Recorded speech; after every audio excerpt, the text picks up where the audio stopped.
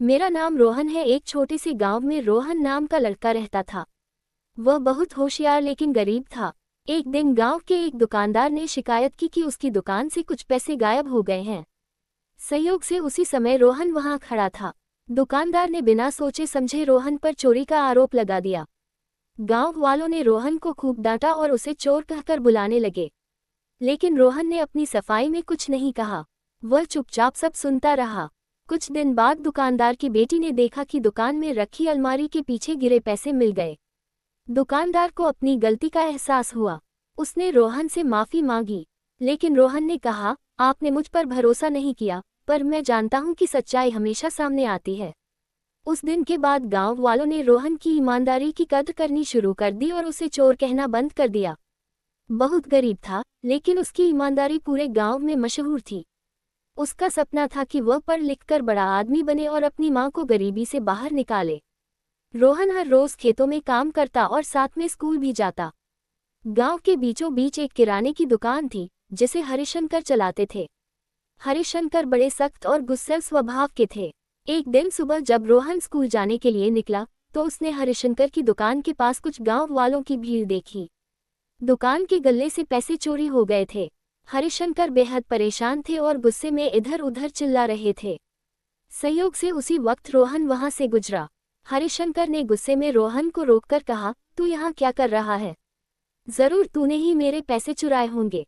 रोहन ने विनम्रता से जवाब दिया, चाचा, मैंने चोरी नहीं की। मैं तो यहाँ से स्कूल जा रहा था। लेकिन हरिशंकर ने उसकी एक न सुनी।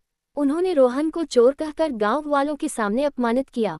रोहन बहुत दुखी हुआ, लेकिन उसने कुछ नहीं कहा। वह जानता था कि सच्चाई हमेशा सामने आती है। गांव में ये खबर तेजी से फैल गई।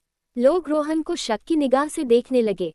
उसके दोस्तों ने भी उससे बात करना बंद कर दिया। लेकिन रोहन ने अपनी दिनचर्या नहीं बदली।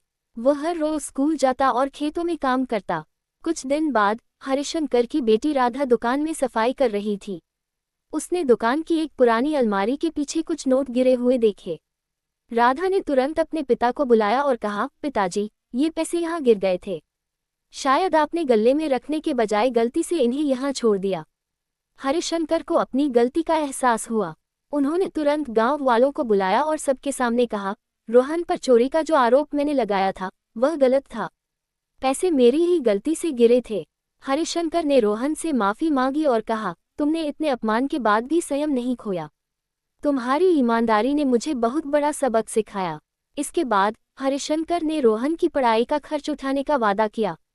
उन्होंने कहा, तुम जैसे ईमानदार लड़के को सफल बनना चाहिए।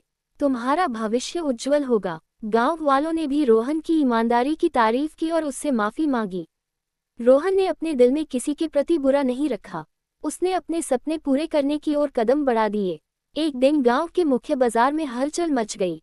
दुकानदार रघु चाचा ने शिकायत की कि उनकी दुकान से 500 रुपये गायब हो गए हैं। बाजार में मौजूद हर कोई इस बात पर चर्चा करने लगा। उसी समय रोहन रघु चाचा की दुकान पर कुछ सामान लेने आया। रघु चाचा को रोहन पर शक हुआ। उन्होंने कहा, रोहन, तुम्हारे अलावा कोई यहाँ नहीं आया। ये चोरी तुमने ही की होगी। रोहन ये सुनकर चौंक गया। उसने शांत स्वर में कहा, चाचा, मैं ऐसा कभी नहीं कर सकता। आप मेरी तलाशी ले सकते हैं। रघु चाचा ने रोहन की तलाशी ली, लेकिन उसके पास से कुछ भी नहीं मिला। फिर भी गुस्से में उन्होंने रोहन पर चोरी का आरोप लगाना जारी रखा। ये बात पूरे गांव में फैल गई और लोग रोहन को शक की नज़र से देखने लगे। रोहन दुखी था, लेकिन उसने अपने आप पर विश्वास बनाए रखा। उसने सोचा, सच हमेशा जीतता है। मुझे अपनी ईमानदारी साबित करने का मौका जरूर मिलेगा। बहुत है पूरी कहानी सुनाओगे, लेकिन सबसे पहले आपसे निवेदन है कि हमारे चैनल को सब्सक्राइब जरूर करें, क्योंकि घंटे लग जाते हैं वीडियो को बनाने के लिए। आप प्यारे दोस्तों के लिए ही तो प्लीज़।